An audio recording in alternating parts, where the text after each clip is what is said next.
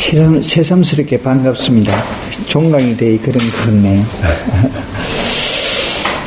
저는 오늘 비장한 각오로 올라왔습니다.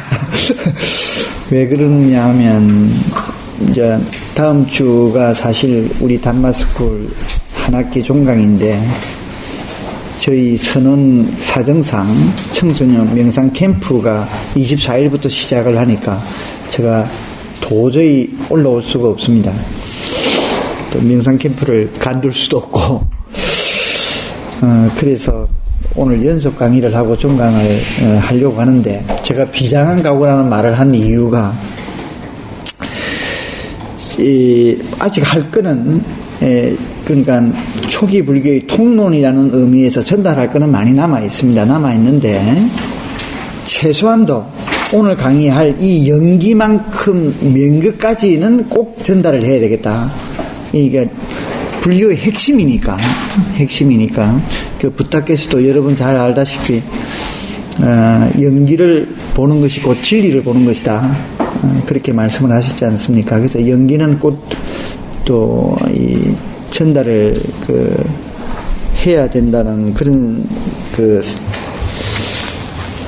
생각을 해보았는데, 이 연기는 굉장히 복잡합니다. 실은 우리가 흔히 알기 연기라고 그러면 12연기만 생각하는데, 12연기라는 것은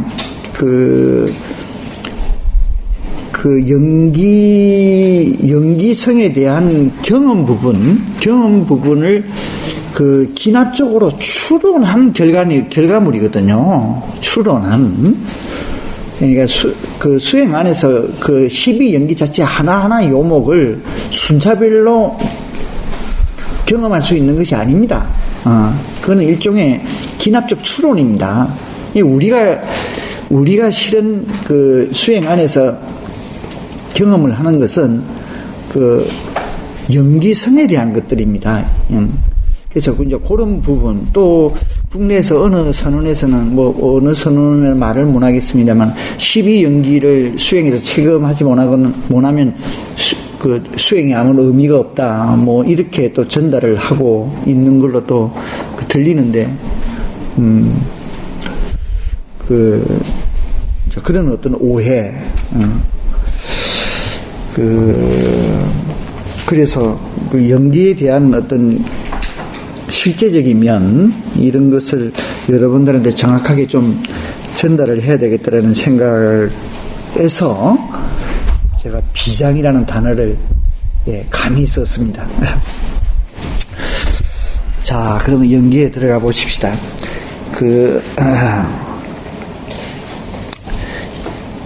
연기의 본론에 들어가기 전에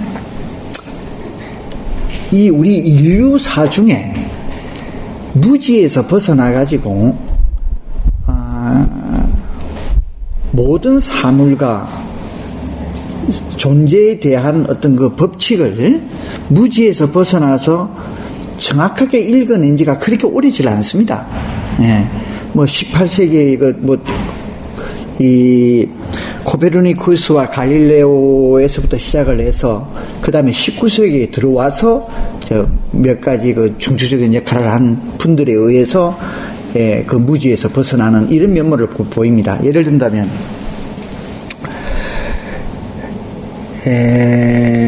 인류의 이 직접 혁명이라는 것은 서구 문명권에서는 신중심 사상에서 신중심 사상에 의해서 형성된 세계관을 부정함으로써 시작이 됐거든요. 그 내용이 이제 코페르니쿠스와 갈릴레오에 의한 지구 중심의 전체 물리학, 이것이 이제 무너지고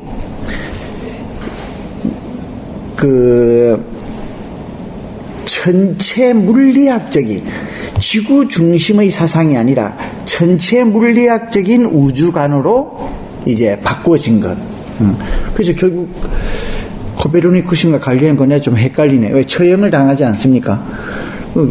사형 현장에서도 아이고 그래도 지구는 도는데 그리고 이제 19세기에 들어와서 다윈의 진화론. 다윈이 진화론을 주창하기 전에는 어떻게 됩니까? 모든 생물, 존재는 누가 만들었습니까? 신에 의한 창조설이지 않습니까? 이게 좀 얼토당토 않는 이것이 다윈이라는 생물학자가 관찰에 의해서 그렇지 않다.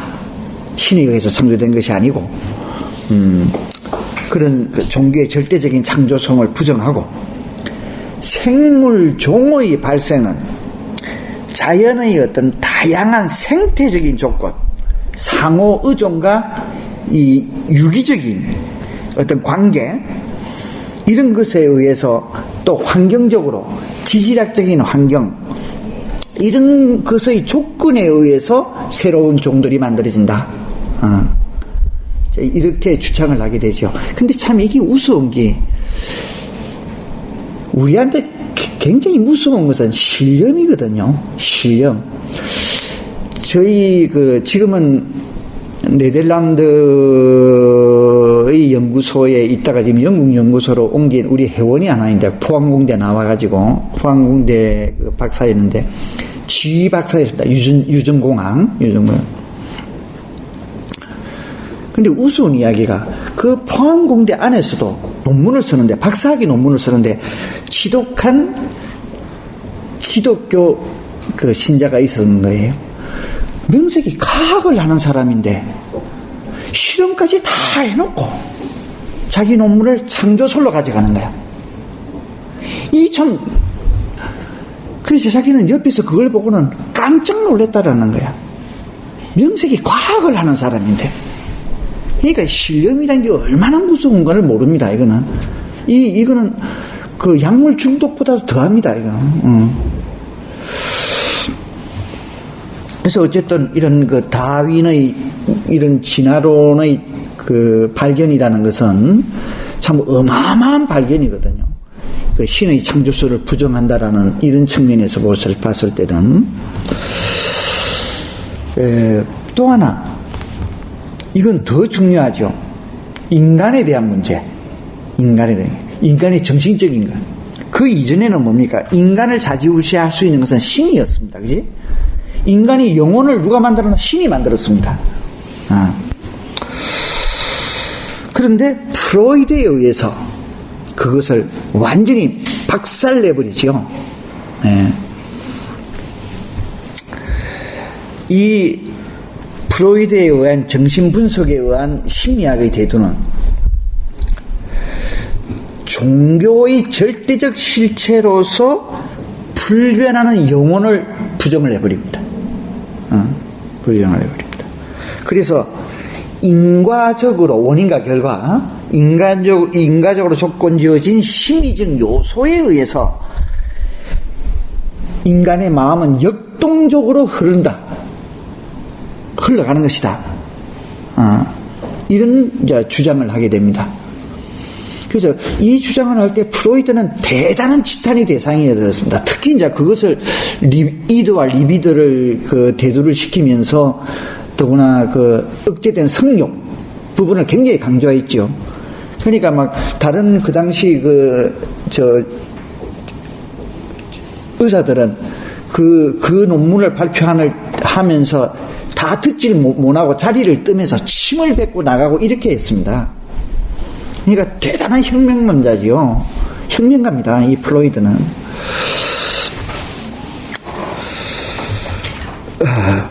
그래서 이 과학은 절대적 종교가 가지고 있는 형이상학적인 절대적인 본체. 이 절대적인 본체다 보니까 그런 신은 로마 황제보다 무서운 권력을 가지고 있습니다. 그런 신을 만들어내요. 거기에다가 한술 더 떠가지고 인격신이 됩니다. 인격신이라는 것은 뭐냐? 내가 빌면 신이 알아가지고는 그래 알았다. 내 네 말 들어줄게. 이런 신. 뭐 불교도 마찬가지죠. 불교도 우리나라 기독 불교 안에 그런 게 상당히 많았습니다. 제가 출가하기 전에 어느 한 무용가는 저 보문사 기도발 잘 받지 않습니까? 그래서 이제 뭐 좀 해달라고 착 가서 기도를 하고 밤새도록 밤을 꼬박 새서 기도를 하고 탁 돌아서 가지고 한 번 더 보고 한 번 더 부처님께 인사를 하고 가려고 탁 돌아서 가지고 이제 하려는데 부처님께서 싹 웃으면서 그래 줄게 안심하고 가라 하더래요. 참 이런 인격심, 그지? 또 어느 한 또 그 신을 믿는 종교의 신자는 아유 어머니 오늘 꼭 월사금을 가져야 됩니다. 그러니까 그거 내보고 돌락하노? 하나님께 돌락해라. 이런 인격심, 웃지 못해. 이게 이제 이런 3대 신관이 문제거든요. 예. 형이상학적 본체적인 신, 절대 권력을 가지고 있는 로마 황제와 같은 신, 예, 인격신. 이런 신학적인 해석을 부정을 하고 우주적인 인과 법칙을 발견해서 그에 따라서 예, 인류는 진보를 본격적으로 하게 됩니다.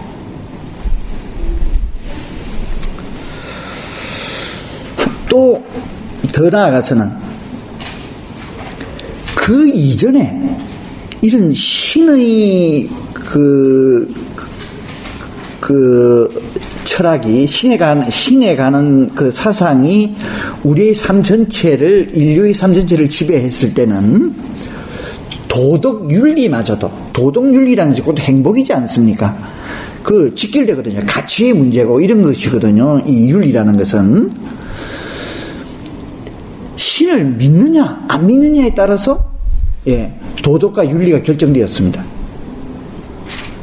이거 얼마나 그 우스운 이야기입니까? 그런데 이제 인류의 지혜가 이런 아까 이야기했던 그런 사상들이 이제 대두가 됨으로써 그렇지 않다. 절대적인 도덕이라는 것은 없다.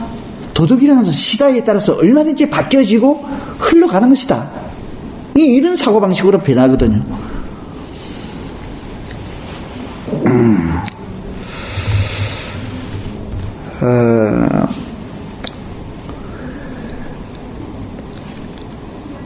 그런데 이렇게 이것이 다 이제 과학이라는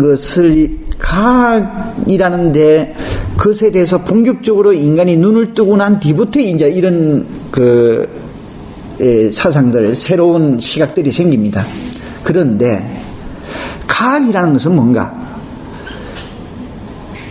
존재에 대해서 분석을 통해서 그 본질을 규명해내는 것 아닙니까? 그런데 문제는 그게 자유의지에 대한 소홀함이 있었다라는 거야. 이 인간의 자유의지라는 것은 너무나 중요한 그 용어이거든요. 이런 측면에서 서양 철학의 대전환을 일으킨 자가 니체입니다. 니체는 철두철미한 자유의지를 부르짖던 분이거든요. 신은 죽었다.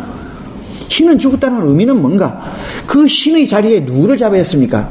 인간의 자유의지를 넣은 거야.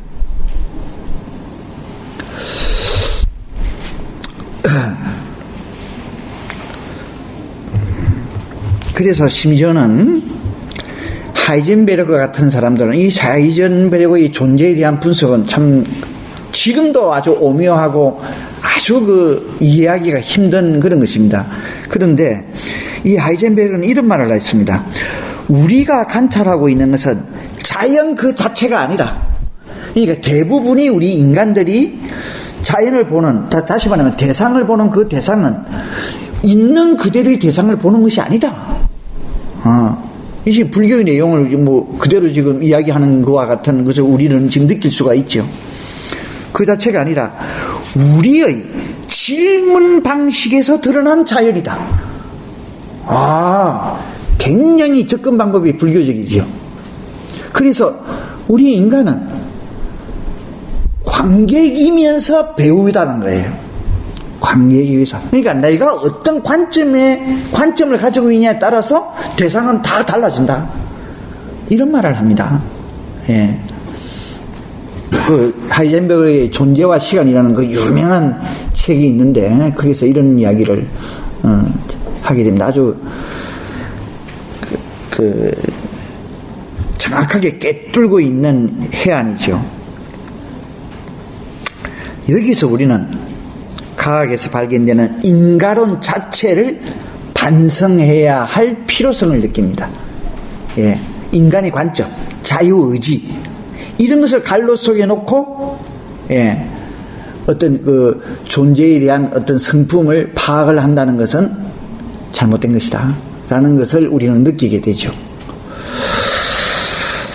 이에 반해서 붓다께서는 그 2600년 전에 과학적인 인과관계를 부정은 하지는 않았지만도 그것이 전부는 아니다. 우주 자체를 전적으로 인간의 의지, 행위를 배제하는 비도덕적으로는 보지 않는다는 거예요. 인간의 의지를 중심으로. 인간의 의지를 굉장히 중요하게 생각했다라는 겁니다. 그래서 불교는 심리학입니다. 불교는 심리학입니다.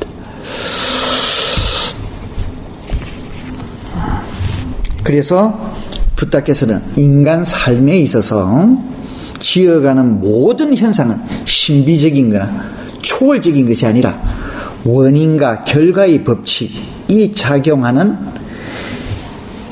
윤리적 우주의 법칙, 우주의 필연적 법칙, 기결로 설명을 했다는 이 부분이 정말 위대한 부분이죠. 혁명가라고 할 수 있는 부분이죠. 불교에서 이러한 원인과 결과의 법칙은 연의 법칙, 인연할 때 연, 연기할 때 연의 법칙이라고 합니다.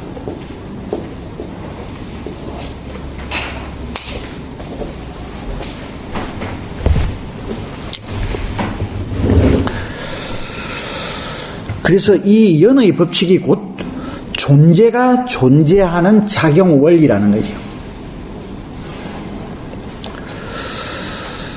그래서 서양 철학의 전통에서 보여주는 인간론하고는 다릅니다. 언어는 인간론, 불교에서도 인간론이 있죠. 언어는 인간론에는 동일한 언어지만 그 내용은 다릅니다.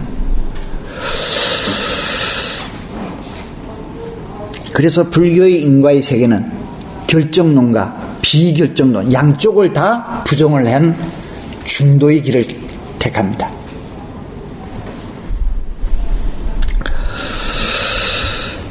자, 이때까지 우리가 초기 불교 통론에서 공부한 내용을 보십시오. 제일 처음에는 온, 그 다음에 처, 개, 근, 제, 이까지 공부를 했습니다. 거기에다가 플러스 삼학에 대해서, 삼학은 사실은 모든 걸 다 하고 끝에 종합적으로 해야 되는 건데 삼학을 먼저 했지요. 삼학. 그 다음에 한 게 남은 것이 연입니다. 연입니다. 그래서 마지막으로 연을 공부할 것입니다. 이제 요걸 다 공부하고 나면 요거에서 파생되는 여러 가지 문제들, 뭐 윤회의 문제, 또 무슨 마음에 대한 문제, 이제 이런 그 복잡한 것들에 대한 이제 공부가 좀 남아 있는 셈이죠. 자, 그러면 이런 서두를 안고 자, 연기의 본론으로 좀 연의 본론으로 들어가 봅시다. 먼저 우리가 이 연기론 할 때, 연기의 법칙 할 때, 연기라는 언어에 굉장히 우리는 지금 익숙되어 있습니다. 연기라고 할 때는, 빠띠자 사무 빠따거든요. 빠띠자.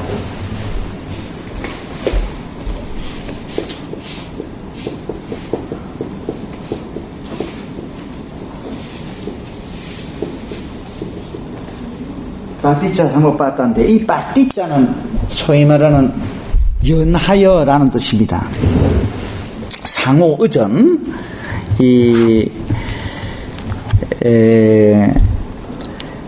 무엇에 의지하여, 무엇을 의지하여, 이런 뜻입니다. 다음에 삶은 늘 뭐 잘 알지요. 삶은 함께라는 뜻이고요. 다음에 바다는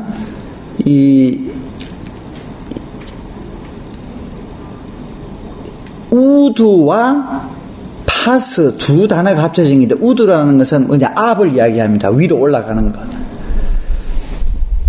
다음에 파스는 투고입니다. 그러니까 함께 위로 올라간다. 이렇게 해서 발생, 일어남, 이런 뜻을 가지고 있는데, 이것을 중국에서는 연기라고 직역을 했습니다. 그래서 영어로는 dependent origination이라고 정착되고 있고, 우리말로는 조건적 일어남, 의존적 일어남, 이렇게 뭐 될 것 같네요. 자, 그러면 모든 조건 지어서 일어나는 것은 다 연기인가? 예를 들어서 여기 빨간색의 나팔꽃이 있습니다. 흰색의 나팔꽃이 있습니다. 그러면 이 두 개가 바람에 의해서 두 개가 교접이 되지요. 그래서 분홍색의 나팔꽃이 일어나 F2 시대에 나타나게 되죠. 그러면 이것도 연기인가? 초기 불교에서는 이것은 연기라는 용어를 쓰질 않았습니다. 연기라는 용기를 쓰지 않았습니다. 연기라고 할 때, 저 빠티자 사모 빠다라고 했을 때는 반드시 12연기에 대해서만 빠티자 사모 빠다를 썼습니다. 12연기에 대해서. 그러면 분홍색 나팔꽃과 빨간색 나팔꽃과 흰색 나팔꽃이 교접을 해가지고 분홍색이 나오는 이런 연은 뭐라고 했는지 초기 불교에서는 이거는 빠띠자 사모 빠따라고 안 하고 빠짜야라고 했습니다. 대표적인 것이 24연, 그 빠타나에 있는 해투 빠짜야, 아라마나 빠짜야, 뭐 이제 그렇게 해서 24개로 함축시켰죠. 그 남방에서는 굉장히 중요한 개성입니다. 큰 행사 때마다 이 빠타나를 24시간 동안 끊이지 않고 계속 독송을 해야 합니다. 그래서 그러면 12연기만 빠띠자 사모 빠다라고 일컫는데, 그러면 그 의미는 뭐냐? 이거는 괴로움에 대한 연결 구조입니다. 괴로움에 대한. 부탁께서는 괴로움을 한가운데에 두고 말씀을 하셨죠. 우리는 괴로움으로부터 벗어나기 위한 것을 최종의 목적으로 삼았지 않습니까? 부탁께서는. 그래서 괴로움의 발생 구조와 소멸 구조만을 연기라고 불렀습니다. 이서 연기와 연을 일단은 우리는 구별을 하자. 구별을 하자.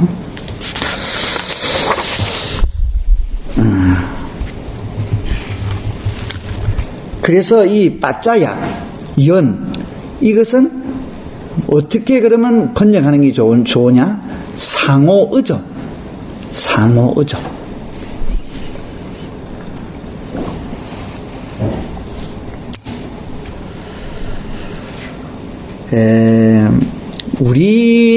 그동안에 우리 한국 불교에서는 이제 이런 면 때문에 이것이 구별되지 아니하고, 함께 쓰여져 있던 것 같습니다. 우리 한국 불교에서의 최고의 경지로 생각하는 것은 화엄 사상이거든요. 네. 화엄 안에는 뭡니까? 일중일체, 그제? 하나 가운데 일체가 있고, 일체가 일즉이 곧 일체다 또.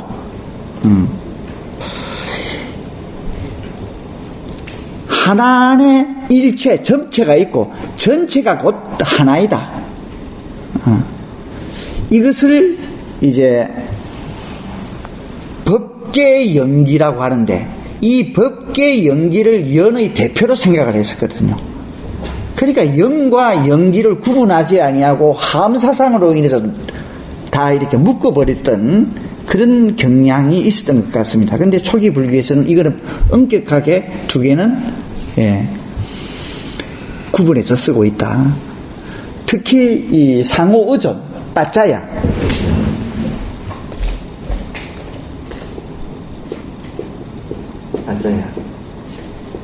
이것은 아비담마 중에서도 가장 방대한 보림입니다. 그리고 가장 난해하고 지금도 해석이 안 되는, 그러니까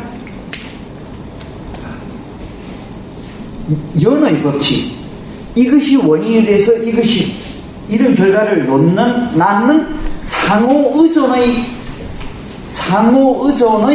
어떤 그 진료인가, 결론부터 먼저 이야기했습니다. 그럼 이건 조금 곧 설명할 건데, 진료인가 동력인의 내용을 총망라하는 것이 빠타납니다. 워낙 방대하기 때문에 그걸 24개로 정리를 했습니다. 24개로. 그래서 24빠짜야, 이 24연,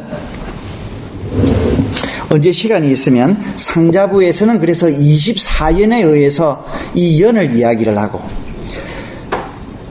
사로와스틴 설일체 유부에서는 6인 4연 5가를 통해서 연을 이야기를 하고 있고, 대승불교의 그 유식에서는 10인 4연 5가를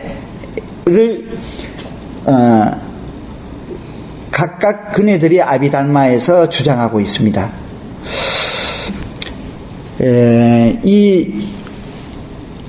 오늘 요 2시간 가지고는 24연에 대해서는 건드리지 못합니다. 이 24연을 언제 한번 건드릴 수 있는 찬스가 있으면 참 좋겠는데, 그리고 거기서 빠띠자 사무파다가 빠짜야하고 분리시키기보다는 빠띠자 사무파다가 빠짜야 시도로 일어난다고 보면은, 초기 불교에서는 빠띠자 사무파다라는 용어를 쓴 거는 12연기, 괴로움의 발생과 소멸에 국한된 그런 내용에만 저 언어를 썼다는 거죠. 그러니까 의미론적으로는 빠짜야가 합집합이라면 그 안에 빠띠자 사무파다는 그 안에 있는 부분 집합이 되겠죠. 예. 그러니까 하여튼 지금 초기 불교에서는 그렇게 구분해서 썼다. 언어적으로는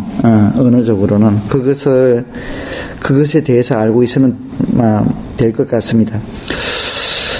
붓다께서 이 연기론을 말씀하기 그 이전에 그러면 인도 사상 체계에서는 연기에 대한 주장이 없었느냐? 있었습니다. 근데 불교의 내용하고는 상당히 다르죠. 그리고 붓다왬사를 보면, 제가 본 붓다왬사는 이제 미얀마의 제일 처음 삼장법사께서 모든 문헌을 다 초기 불교와 주석서와 이런 걸 총동원해서 그걸 바탕으로 해서 쓴 붓다왬사가 있습니다.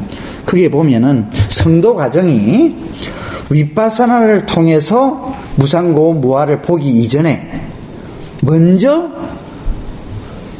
확연하게 깨달으신 내용이 연기를 먼저 봅니다. 그러니까 뭐라고 하나, 어떤 초감각적인 그런 상태에 들어가서 전전생 이래가지고 과거에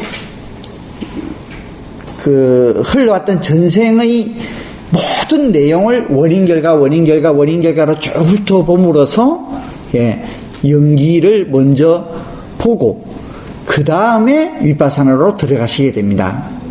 그래서 연기가 핵심입니다. 연기가 핵심. 깨달음의 핵심입니다. 근데 그 이전에 부탁해서 주장하시는 그 연기 그 이전에는 보면은 세 가지의 연기설이 인도에는 있었습니다. 실체론자들이 주장하고 있는 그 자라는 실체를 중심으로 한 연기. 하나는 자연론지들이 이야기하던 자성, 소위 말하는 아트만. 또는 두 개를 합한 것, 자이나교도. 이것도 자세한 설명은 오늘 좀 생략을 합시다.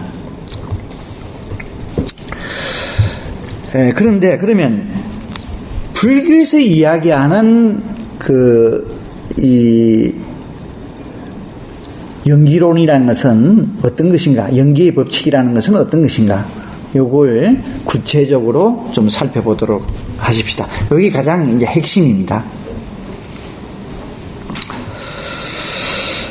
이 다른 사상들하고 불교에서 보는 것은 좀 다른데, 다른 그 내용들은 자연론자들이 일체를 물질적 연기에 종속시키고 있는 것과는 달리 불교에서는 물질뿐만 아니라 정신, 도덕, 사회, 영적인 그런 영역에서도 연기를 주장을 합니다.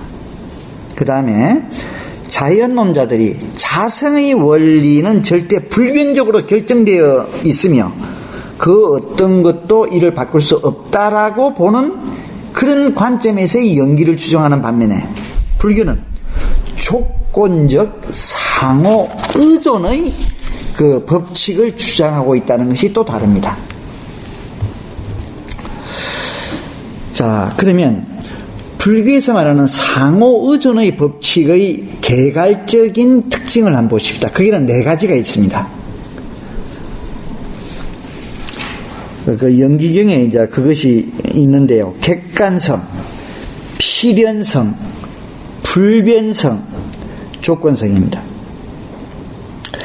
첫째, 이 연기법은 객관성을 지닌다는 것입니다. 예, 주관적인 것이 아니라 객관적인 것이다. 왜 이것이 이제 중요하면 우파니샤드 같은 데서 그 전통에서는 변화와 인가를 단지 언어적인 것을 보거든요. 언어적인 것. 제가 그러지 않습니까? 이 브라만교의 변화라는 것은 무상이라는 것은 A가 있고 다음에 이것이 A 다시가 되고 A2 다시가 되고 A3 다시가 되고 A는 그대로 불변으로 있는 겁니다. 예. 그러니까 사실은 이거는 변화가 아니죠. 이거는 불변적 실체가 그대로 안에 있는 것입니다. 예.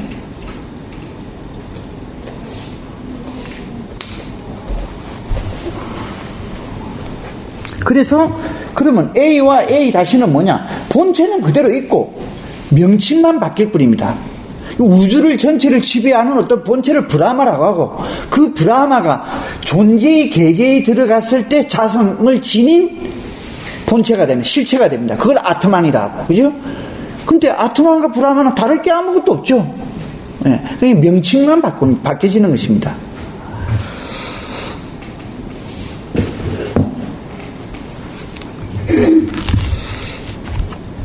근데 이에 대해서 부탁해서는 전혀 그 관점을 달리하거든요.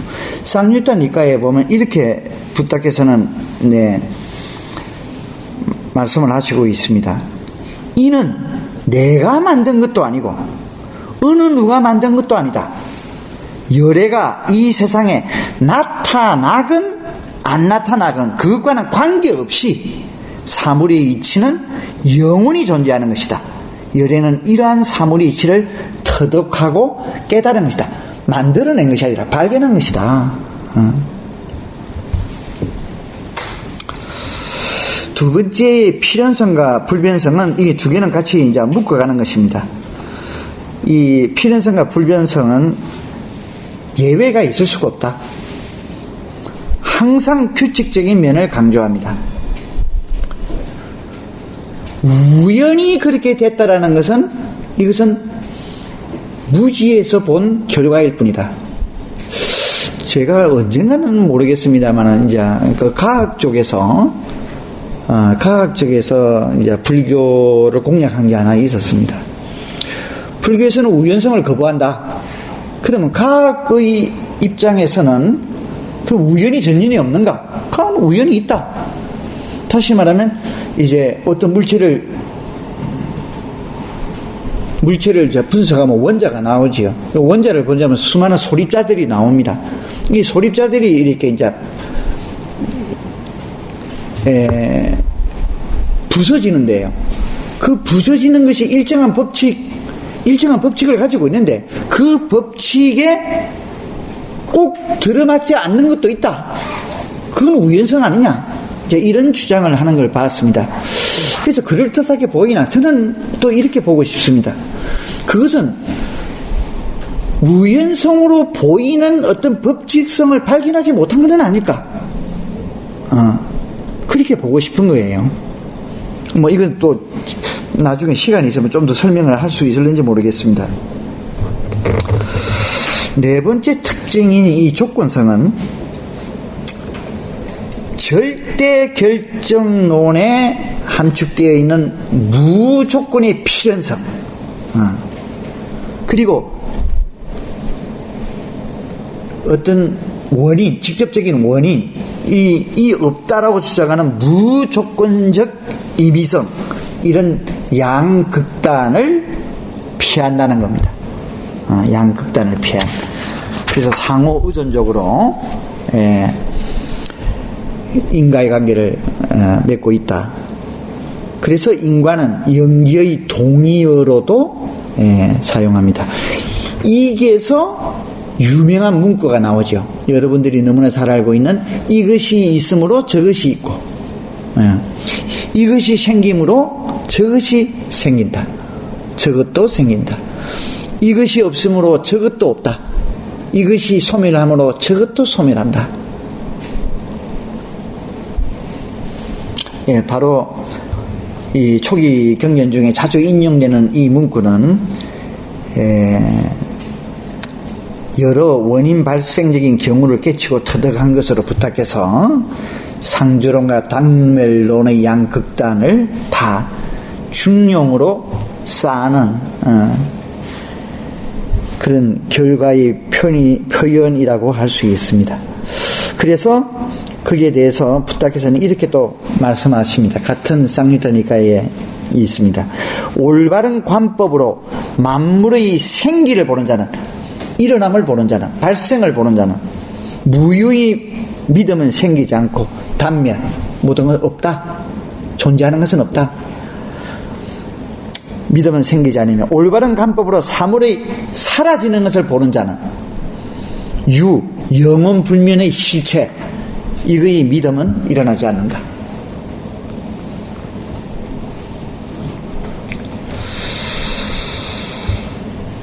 이 개개의 원인 발생의 경우들은 각 존재 각각의 그 원인 발생의 경우들은 그것이 감각적인 것이든 초감각적인 것이든 관계없이 경험을 근거로 검증됩니다. 그죠? 경험을 근거로. 그런데 연기의 법칙성은 경험적으로 검증된 그것을 통한 그걸 근거로 기납적 추론에 의해서 얻어진 것이다. 기납적. 대표적인 것이 12연기입니다.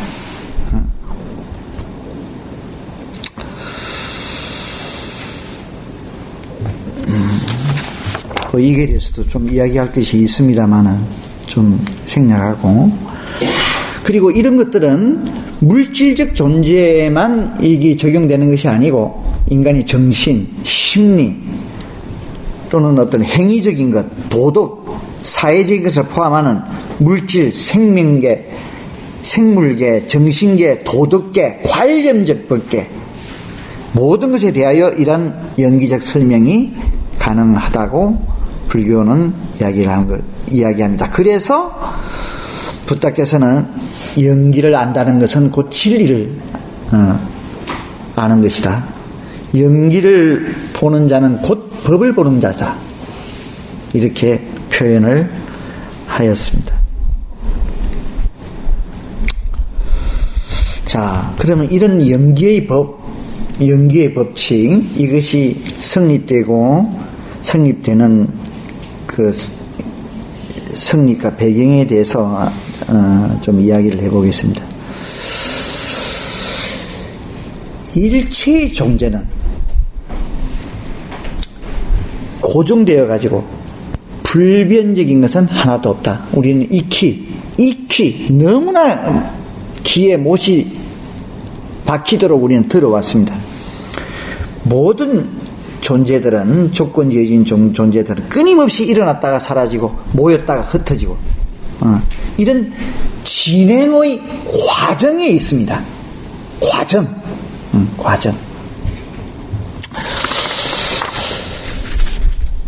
일체의 존재가 늘 한이 없이 이렇게 변화하지만 전혀 우연하게 아무렇게나 변화하는 것은 그러나 결코 아니다는 거죠. 그에는 일정한 법칙이 있다. 그들 속에는 어떤 존재의 법칙이 상주하고 그 법칙에 의해서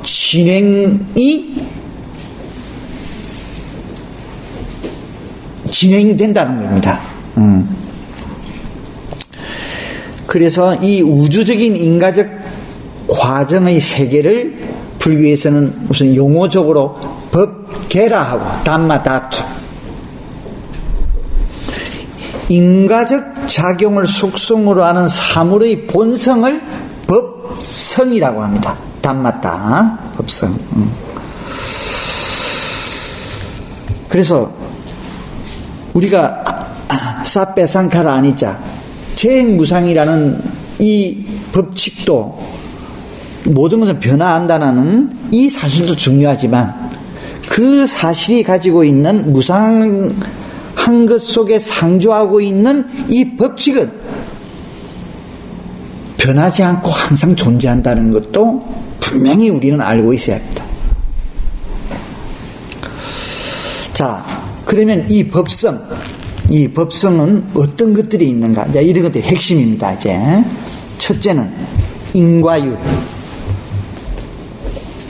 첫째는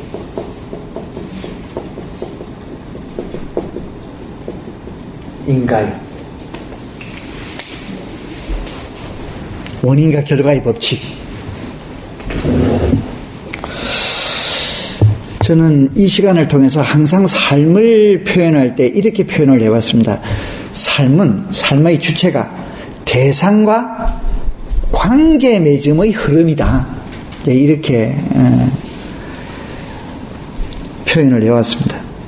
자, 이 표현을 불교 안에서 적용을 시켜보면 육경의 감각 대상에 육입의 감각 기관이 접촉하여 육식의 인식 체계가 성립하여 삶이 이루어진다라는 의미가 됩니다. 관계를 맺는다는 것을 소유한다는 것이 아니라 경험한다라는 의미라고 했습니다. 경험을 한다라는 것은 경험하기 위해서는 뭐니까 1차적인 전제 조건이 그것을 인식하는 것입니다. 인식 없이는 경험이 될 수 없고 인식 없이는 관계를 맺을 수가 없습니다. 다시 말하면 감각기관이 대상과 접촉하여 인식을 일으키고 분별한 후 그에 대한 자유의지의 통로를 거쳐서 행위를 일으킵니다. 인간은 이 자유의지라는 능동적인 작용의 힘을 지니고 있습니다. 이 의지작용이 대상에 가해지면 대상은 반드시 반응하게 됩니다. 그것이 물질이든 인간이든 그렇지 않습니까? 내가 너를 좋아하면 싹 사랑을 주면 상대방은 그 사랑에 대한 내가 준 사랑에 의해서 반응을 일으킵니다. 내가 너를 미워하면 상대는 나의 미움에 대한 반응을 합니다. 그죠?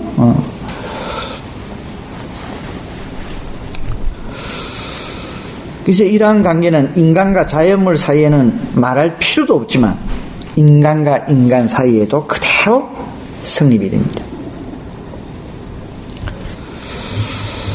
따라서 주체적 인간과 객관적 대상 사이에는 인과의 법칙이 존재해야 한다고 말할 수 있습니다.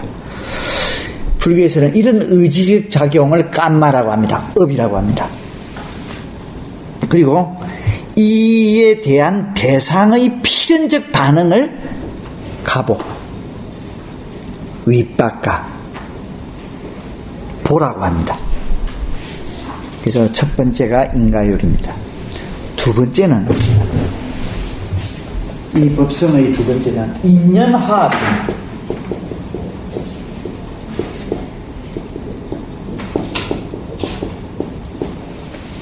아주 중요한 부분이죠.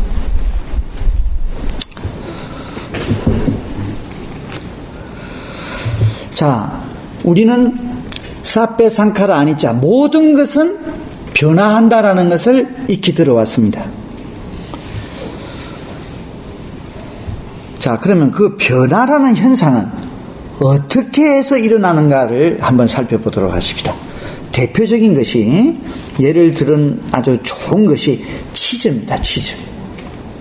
치즈는 무엇을 통해서 만듭니까? 우유. 우유가 없으면 치즈가 안 됩니다. 그죠? 그러니까 치즈를 만들기 위해서는 우유라는 매트릭스, 우유라는 가장 중요한 주 진료가 필요합니다. 진료.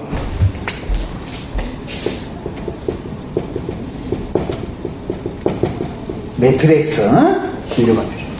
그러니까 우주라는 근본적인 주 재료가 있어야 합니다. 이것을 진료인이라고 합니다. 진료인. 이것이 가장 중요하죠. 쌀을 만들려면, 쌀을 얻으려면, 쌀은 어디서 나옵니까? 벽시가 있어야 됩니다. 그지? 벽시 없이 쌀을 이룰 수가 없습니다. 쌀의 진료인은 뭡니까? 벽시입니다. 벽시입니다.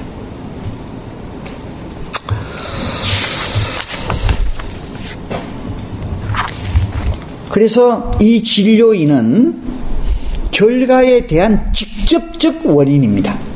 직접적 원인, 1차적 원인이라는 거죠. 이것을 인이라고 합니다. 그리고 이것은 진료인입니다. 그런데 치즈는 우유 자체가 치즈가 되지는 않습니다. 이 우유를 치즈가 될 수 있는 발효균을 넣어서 발효를 시켜야 됩니다. 발효라는 조건이 없이는 치즈가 되질 않습니다. 그리고 발효가 되려면 발효가 될 만한 환경이 갖춰져야 합니다. 그렇겠죠? 발효균을 넣는다 하더라도 그걸 냉동실에 잡아오면 치즈 안 됩니다. 그죠? 치즈 안 됩니다. 다시 말하면 그 직접적 진료를, 발효를 일으킬 수 있는 어떤 상황, 환경 변수를 그게 더해줘야 됩니다. 이것은 일종의 에너지 역할을 합니다. 이것을 동력인이라고 합니다. 자, 이거는 진료인이고, 우유는 발효 또는 발효를 시킬 수 있는 적절한 환경, 이것은 동력인입니다. 그러니까 진료인과 동력인을 다 갖춰야 어떤 원인이 결과로 변이한다는 거죠.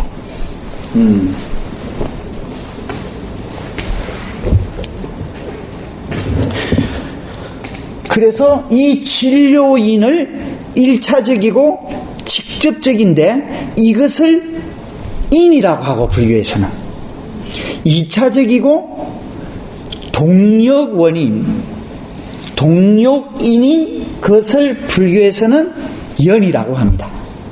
인연은 그런 의미를 지니고 있는 것입니다. 그래서 인과 연애의 두 가지 조건이 다 갖추어져야 변화가 일어납니다.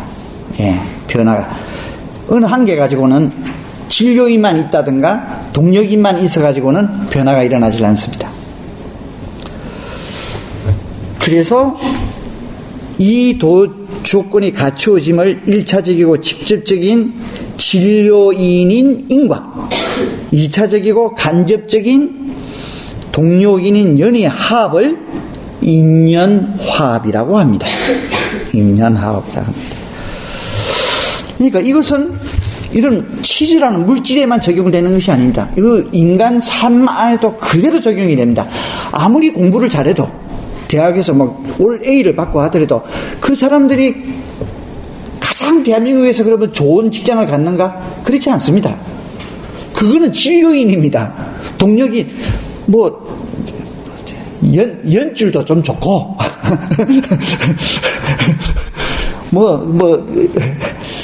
위에 형님도 있어가지고 형님 아는 사람이 주변에 좀 널려 있어가지고 도와주기도 하고 그래야 나의 진료와 그런 것이 동력 힘이 돼가지고 가장 좋은 직장을 얻습니다. 그렇죠? 또 혹자는 특히 이놈의 사회는 공부는 지지로 못하는데 동료인이 너무 좋아가지고 진료인의 퀄리티는 질은 좀 많이 떨어졌는데 동료인이 너무 잘 갖춰져. 그래서 또 좋은 직장을 얻고 출세하는 사람도 있잖아요. 그래서 이게 다 인연화합이라는 거죠, 이게.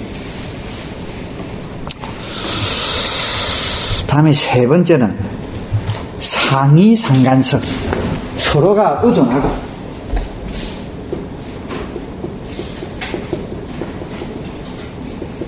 서로가 한계가 있다는 거예요. 관계를 맺는다. 의존적인 상태에 있다라는 겁니다.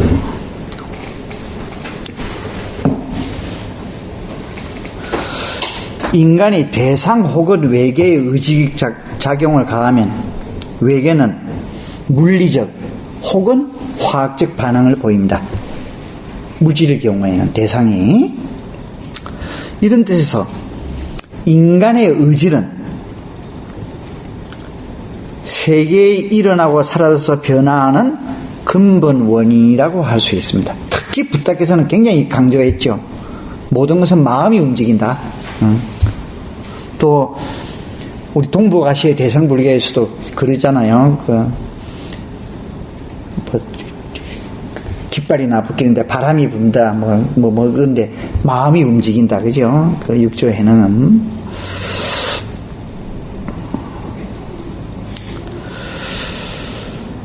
자, 이 인간의 의지는 변화하게 하는 근본 원인이라고 이야기할 수 있습니다.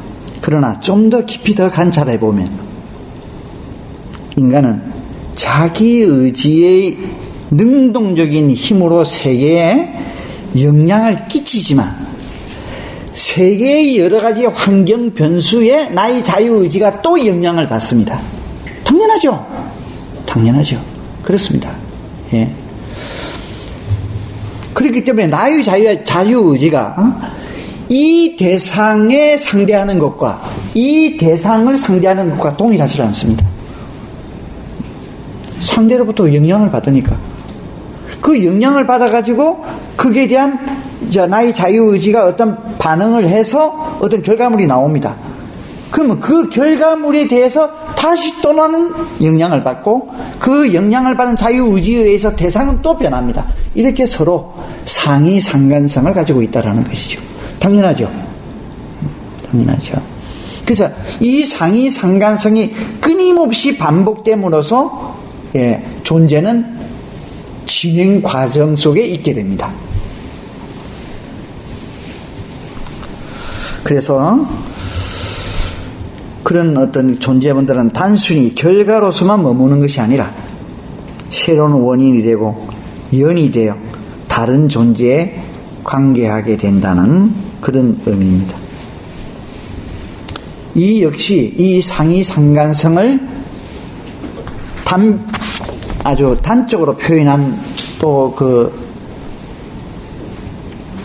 구절이 경구가 앞에서 이야기한 이것이 있으므로 저것이 있고 이것이 일어나므로 저것이 일어난다. 이것이 없으므로 저것이 없고 이것이 소멸함으로 저것이 소멸한다.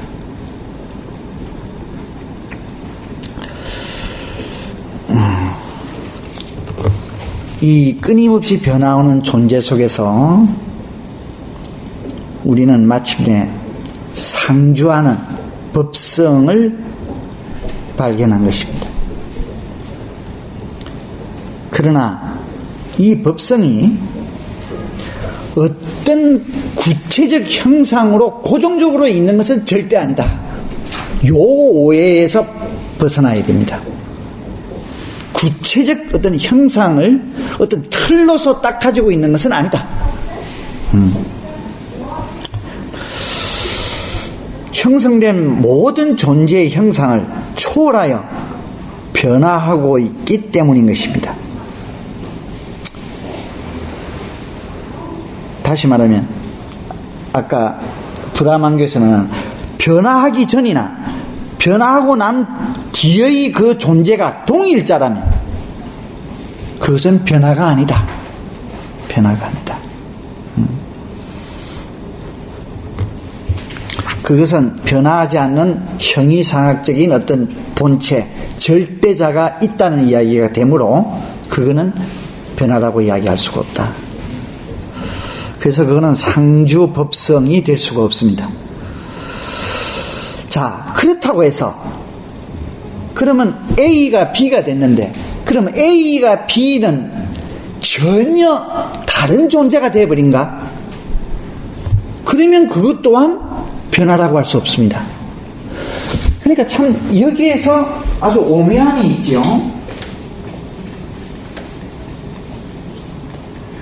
자, 이것이 A가 A-가 되고 A-가 2-가 되고 3-가 되고 이것이 브라만의 변화라면, 브라만 교의 변화라면 불교는 그렇지 않습니다. A가 B가 돼요.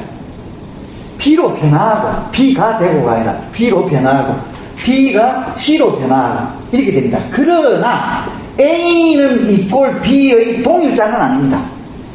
그렇다고 해서 A와 B가 전혀 다른 것도 아닙니다. 이것을 묘라고 합니다. 현묘. 현묘. 묘법이죠. 묘법.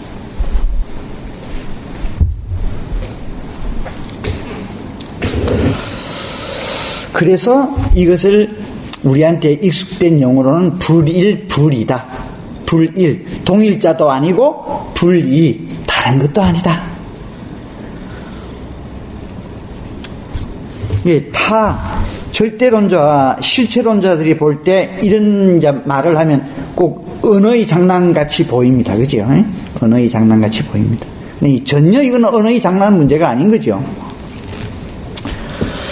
자, 그러면 이 이제 연기법의 성립과 배경에 대한 그 어떤 법칙성, 이것을 지금 이야기를 했습니다. 그러면 이 연기법의 배경을 위한 존재의 법칙, 이거에 대해서 좀 더 구체적으로 살펴보도록 하십시다.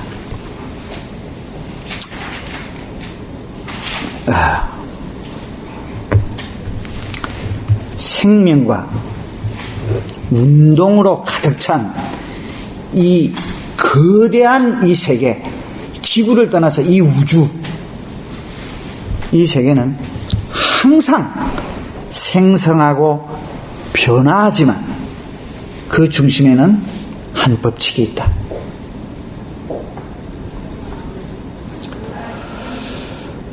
불교에서는 그것을 담마라고 한다. 법이라고 한다. 이 법의 현상에 의해서 재생현상이 일어납니다. 재생현상이. 쫓겨는 미시적으로는 한 사물 안에서 끊임없이 찰나찰나 변하고 거시적으로는 윤회가 일어나는 거죠. 윤회. 그래서 두 개는 같은 개념입니다. 그러나 법이라고 해서 어떤 통치기구가 반포했거나 어떤 절대자가 제정한 규칙은 더더욱 아닙니다.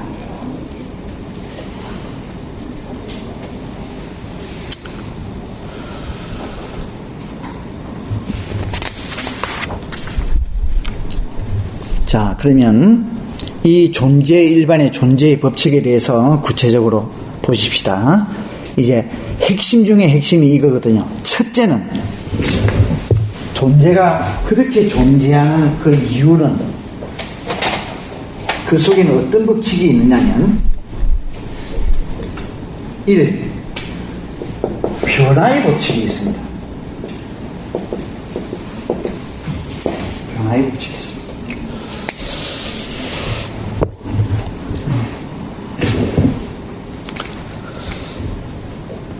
이것을 한마디로 이야기하면 이 세상 어떤 것도 영원하지 않고 정태적인 것이 없다, 이렇게 이야기할 수 있을 것입니다. 조건지어진 혹은 형성되어진 모든 것은 변화한다. 나무와 곤충, 꽃과 열매, 우리 주변에 있는 수많은 상품들, 우리가 소유하고 있는 소유물, 건물, 땅, 사람, 동물, 무엇 하나 예외 없이 이 보편적인 변화의 법칙 안에서 존재합니다. 어떤 경우는 이 변화가 굉장히 단시간 내에 이루어집니다. 그래서 우리 눈에 잘 보입니다. 근데 어떤 경우에는 굉장히 서서히 일어납니다. 그게 눈에 잘 보이지 않습니다. 또 어떤 경우에는 지독하게 찰나적으로 일어나, 너무 빠르게. 그러니까 이것도 안 보입니다. 안 보입니다. 그럴 뿐이지 모든 존재는, 형성되어진 모든 존재는 계속 변화 속에 있다. 변화의 진행 속에 있다. 변화의 진행 과정 속에 있다. 자, 그러면 도대체 이 변화라는 것은 무엇인가? 변화의 모습은 정말 다양하고 드러나는 방식도 굉장히 다양합니다. 예를 들자면 우리 주변에 일어나고 있는 모든 현상들을 한번 보십시다. 성장과 쇠퇴, 그죠? 상승과 몰락, 증가와 감소, 이합집산, 모임과 흩어짐, 확장과 수축, 통일과 다양성, 다변화, 제한과 확산, 진보와 퇴보, 이런 것들이 변화의 일반적 양상들입니다.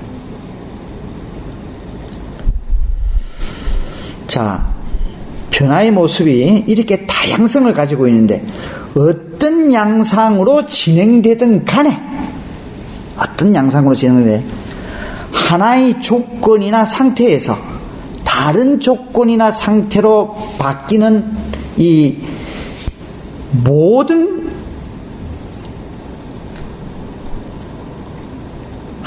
이런 조건이나 이런 상태에서 이러한 다른 조건과 상태로 바뀌는 것을 우리는 변화라고 합니다. 그것이 변화의 본질입니다. 그래서 우리는 이런 변화하는 세계 속에 살면서 그게 속에서 살고 있는 우리 자신도 끊임없이 변화하고 있습니다. 자, 그런데 중요한 것은 이 변화의 법칙은 분명하게 이렇게 우리는 확인할 수도 있고 경험할 수도 있고, 그렇기 때문에 이거는 분명한 우리 옆에 있는 법칙인데, 그러나 이 법칙의 중요한 특성은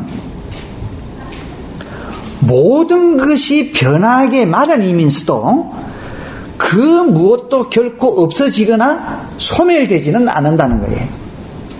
우리가 그동안 학교에서 배운 유명한 과학의 법칙이 뭐가 있습니까? 에너지 불변의 법칙. 그지? 에너지 불변의 법칙. 또 하나는 질량 불변의 법칙. 양상이 변할 뿐이지 변화하기 전이나 변화한 후의 합 에너지는 동일하다. 그는 질량도 마찬가지다. 왜? 이것과 이거는 같은 말입니다. 왜냐하면 질량이라는 말은 곧 이건 에너지로 환산할 수 있기 때문입니다. 에너지입니다. 에너지. 이 말이 참 이해가 잘 안 되지요. 이해가 잘 안 될 것입니다. 이런 이야기입니다. 우리가 중학교 때 옛날 40년, 50년 중학교 때는 뭡니까? 어떤 물질을 쪼개고 이러면 원자가 나온다, 그지?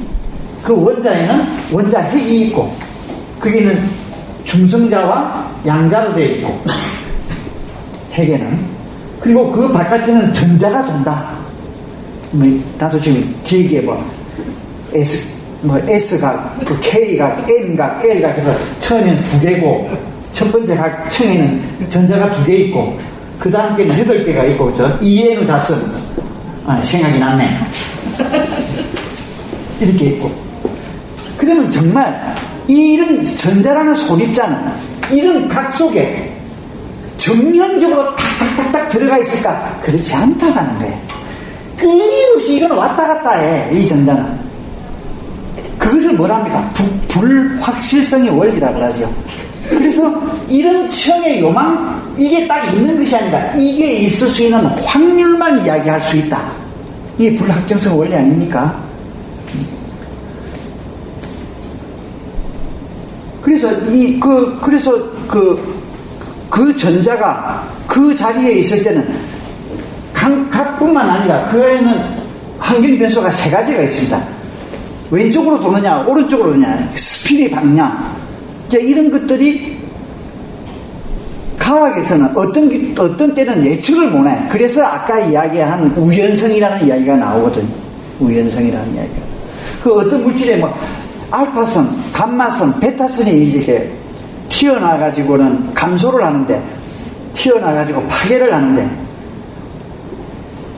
어떤 방향으로 얼만큼 나갈지를 모른다. 그래서 그거는 우연성이다. 이제 이렇게 이야기를 합니다. 그런데 이런 전자가, 이 전자는 어떤 개체가 아니다는 거예요. 실은 개체가 아니라 하나의 에너지 상태로 있는 겁니다. 에너지 상태. 근데 전자는 질량은 가지고 있거든요. 전자의 질량은 있습니다. 근데 그것이 개체로 있는 것은 아니다. 뭐로 있느냐? 전자상으로 되어 있다. 전자상으로 형성되어 있을 뿐입니다. 그러니까 이것은 끊임없는 운동 상태에 있는 거예요.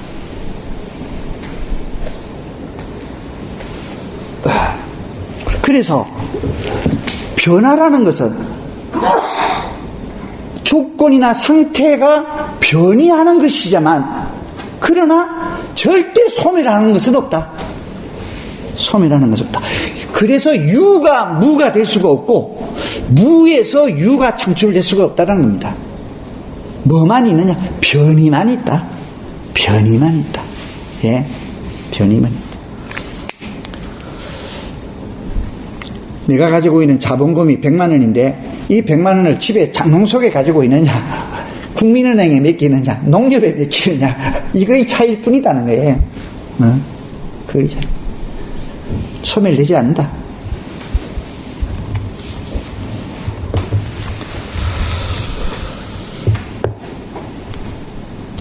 그래서 이제 그 유명한 아인슈타인의 E는 이꼴 MC 자성.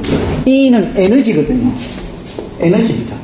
MC 자성. M은 요거 질량이거든요. 요거는 강속도입니다. 그러니까 이게 등식이 성립되잖아. 에너지는 이꼴 질량이다. 두 개는 다른 개념이 아닙니다. 그러니까 변화를 한다 해가지고 소멸되는 것은 아니죠. 어떤 질량이 어떤 에너지화돼요.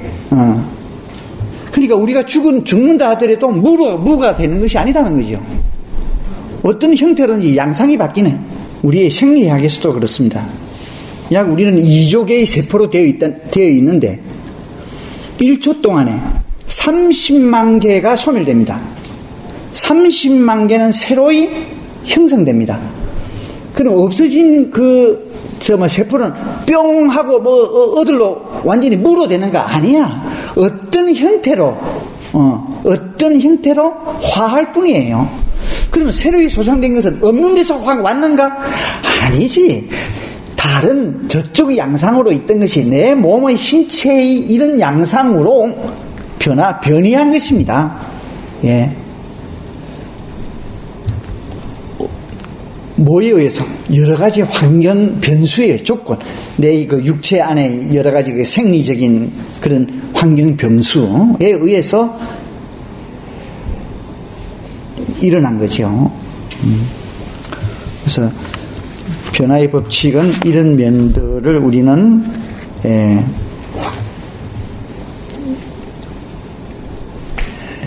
간과하지 말아야 합니다. 또 인간의 몸은 살아있는 동안 보이지 않는 변화를 끊임없이 겪습니다. 이 같은 이런 미묘한 변화의 과정을 불교 심리학에서는 찰나적인 죽음이다.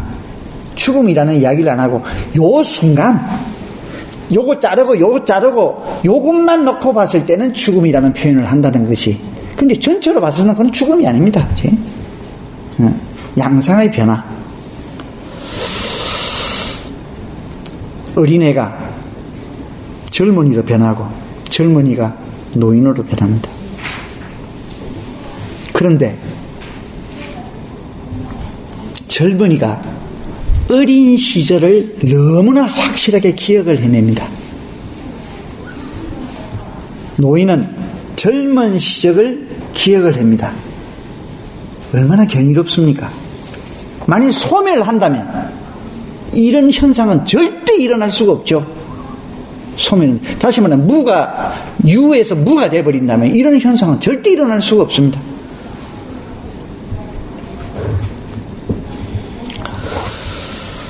자, 여기에서 우리는 변화의 법칙에 갖는 또 하나의 중요한 사실을 찾아낼 수 있습니다. 한 조건과 상태가 다른 조건과 상태로 변이하는 것을 우리는 변화라고 했습니다. 근데 이 변화의 과정에 보면 변화의 경계선이 없다라는 거예요. 딱 자를 수 있는 칼로 두부를 쪼개듯 이런 경계선이 없다라는 겁니다. A라는 이 조건에서 다른 조건, 이 양상에서 다른 양상으로 변화하는 그 진행의 과정이 녹아 들어가 있다. 융합되어 있는 것이지 경계를 통해서 변화하는 것은 아니다. 라는 특성이 도사려져 있습니다. 이 또 아주 중요한 이야기죠. 여기에서 왜 이게 중요하냐? 이것 때문에 뭐가 생기느냐? 실체로 볼 수 있는 오해가 무지가 생긴다는 거예요. 실체로. 마치 변하지 않는 것처럼.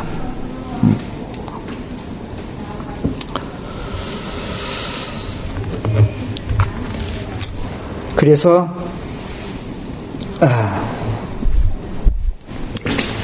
어떤 경우에나 시작이 있자마자 바로 그 순간 끝남도 시작됩니다. 우리가 태어나면 인간인 경우에 어머니 자궁에서 이 세상으로 나옵니다. 나오는 순간 죽음으로 가. 죽음으로 계속 가는 순간순간이 다 아까 찰나적인 죽음이라고 그랬죠. 찰나적인 죽음. 변화 자체는, 변화한다는 것은 찰나적인 죽음입니다. 그러니까 시작이 있자마자 끝남도 있던 거예요.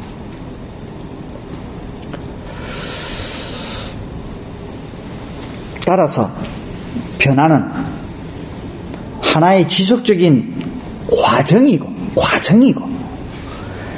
하나의 변천이며 흐름입니다. 이런 것이 현대의 양자역학하고 잘 잘 맞아 떨어지죠. 자, 일단 조금 쉬고 하겠습니다. 이래가지고 다 하겠나? 그것도 이거는 생략할 수도 없는 거고.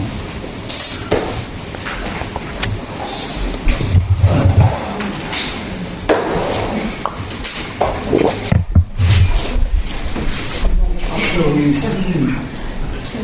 윤회를 하는 게 이제 신경기가 윤회를 설명하기 위해서 정신이 존재가 이렇게 설정이 되어 있는 겁니다. 윤회를 설명하기 위해서만 목적으로 12연기를 진압적 추론에 의해서 제시를 했다. 그렇게는 보기 힘들죠. 우리가 경험하고 있는 연기성의 법칙, 지금 이야기하고 있는 이런 것들을 통해서 물론 윤회를 설명하기 위한 한 설정일 수도 있습니다. 그러나 이런 경험의 내용은, 이거는 직접적인 경험이거든요. 이 변화나 지금 이 존재의 법칙이나. 근데 이것을 진압적으로 추론을 하면은 그렇게 12단계로 나열할 수 있다라고 설정을 할 수 있는 것입니다. 그러니까 윤회를 설명하기 위해는 도구도 될 수도 있겠지만 일반 연기성을 하나의 순환 논리로서 제시할 수 있는 방편으로서 내놓을 수도 있는 것이죠. 먼저 연기가 있고 그다음에 12연기가 만들어지고 그다음에 이제 또 윤회라고 이제 접목이 되고 이렇게 순서가. 그러니까 12연기를 통해서 윤회를 설명할 수 있죠. 설명을 할 수 있는데 윤회는 12연기만 가지고 또 설명하고 있는 것에서 끝나지는 않습니다. 나중에 좀 나옵니다. 어떤 그 물질과 마음의 관계. 윤회라는 것이 결국 구조상으로 어떤 것인가? 의식이 가는 것인가? 왜냐하면 이 생에서의 이 존재와 저 생에서의 저 존재가 동일성이 없다면 윤회의 의미는 없는 것이죠. 근데 동일자는 아니라고 했지 않습니까? 그러면 무엇이 연결되는 것인가? 뭐 이런 문제가 발생이 되거든요. 굉장히 이제 이것이 미묘합니다. 이것이 설명이 안 되기 때문에 소위 말하는 소속불교가 생긴 겁니다. 부파불교. 거기에서 소위 말하는 이 유의사상, 이와 저것을 연결하는 동일자 비슷한 개념을 만들어내거든요. 예. 그런데 초기 불교에서는 그런 개념은 절대 용납하지 않았거든요. 그러면서 윤회는 성립한다는 거예요. 윤회는 성립한다는 거예요. 그걸 어떻게 해서 윤회가 성립되느냐? 지금 하고 있는 이 법지성을 잘 이해를 하면, 건너가는 자아 없이 재생이 가능하구나라는 것을 알게 됩니다. 예. 이거는 간단한 문제가 아닙니다. 부처께서는 이제 그 부모, 정자와 난자가 합해가지고 새로운 생명이 되는데 그것만 가지고는 생명이 안 된다는 거죠. 그 중에 건달바라는 것이 끼어듭니다.